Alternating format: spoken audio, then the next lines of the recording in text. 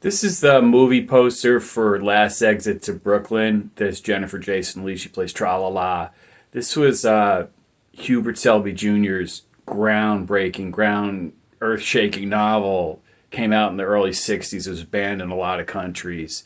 And this heavily influenced my novel Bat Day because this was around the time that I was hanging out with Hubert Selby Jr. I had the great pleasure and privilege of getting to meet him and spending time with him. And I think, I was reading. I don't know if I had just read it or watched it, but I was like reading a lot of Hubert Selby Jr. and it heavily influenced Bat Day, which is far and away the most vicious, most violent, the most shocking novel I've ever written. I've written some shocking stuff, but my novel Bat Day is in a class by itself. But anyways, this little excerpt that I'm going to show you is really there's one sweet chapter in Bat Day. There's just one chapter where it's a very sweet story.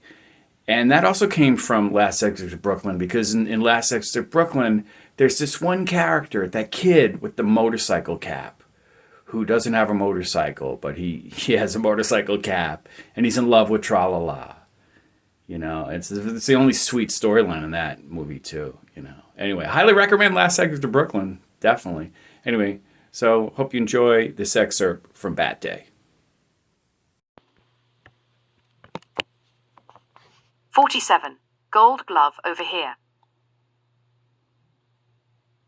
Seamus and Danielle were making their way to their seats, a packed Bomber Stadium overwhelming their senses.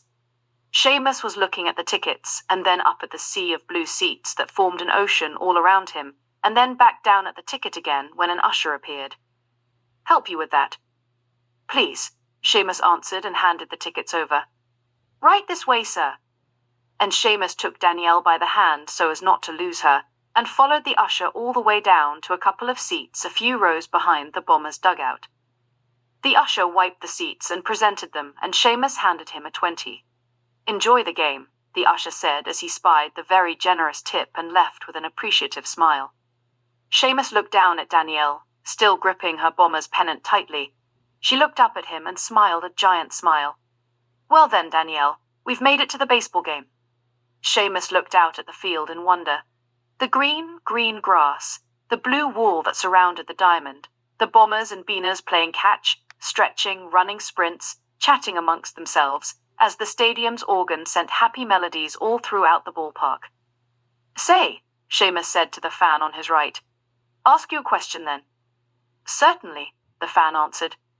"What's the brown circle all around the field?" "That's the warning track." "The warning track?" Seamus asked quizzically. "Yes," the fan answered. "It's supposed to stop the players from slamming into the wall." "Brilliant," Seamus answered just as a hot dog vendor passed by. hot dogs here." "Well then, Danielle, do you fancy a hot dog?" And Danielle nodded yes. "Two for us, please," Seamus said politely.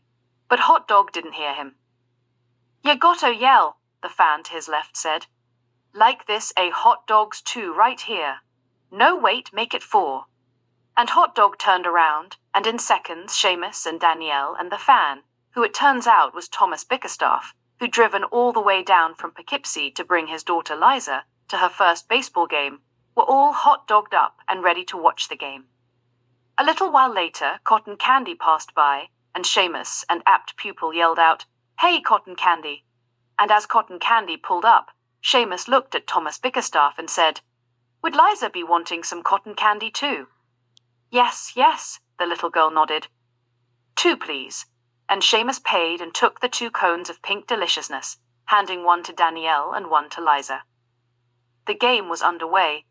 Danielle and Liza were now sitting next to each other with Seamus on one side and Thomas Bickerstaff on the other. Third inning, no score.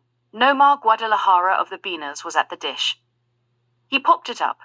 Jumbo, the first baseman, and Jorge, the catcher, came racing over to catch it, but it kept drifting further and further, and as the two gave up on it, realizing it would land in the stands, something of major league proportion occurred, something that would happen 1,000 times that day, in big league ballparks all across the country.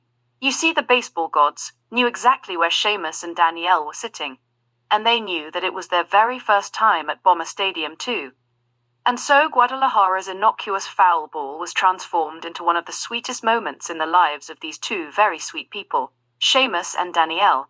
It beelined right to Seamus, and as all the fans within arm's reach did everything they could to snare it, somehow it landed in Seamus's hand. "Great catch," Thomas Bickerstaff said, patting Seamus on the shoulder. "How do we get it back to them?" Seamus asked.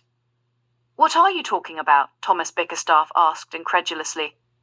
"You don't give it back. You keep it." And all the fans within earshot laughed. "You keep it, buddy," Seamus could hear another fan say. "Won't they be needing it back?" Now all the fans within earshot were roaring with laughter. "It's yours to keep," someone else yelled. And Seamus looked down at Danielle, still with her cone of cotton candy in one hand and her bomber pennant in the other. "Would you be wanting to keep this then, Danielle?" And Danielle's eyes lit up and she managed to take the ball from Seamus and stare at it, a giant smile beaming from her face. And all the fans in the section cheered. But amazingly, the baseball gods decided that their work wasn't done. On the next pitch, Guadalajara popped one up again, and Jumbo and Jorge converged, just as they had done moments ago. And just as they had done moments ago, they gave up on the ball as it drifted further and further away. And as the fans reached up to grab it, somehow it landed in Seamus's hands again. Someone yelled, "Sign him up! We got a gold glove here!" And this time Seamus handed the ball to Liza Bickerstaff as everyone smiled and cheered in amazement.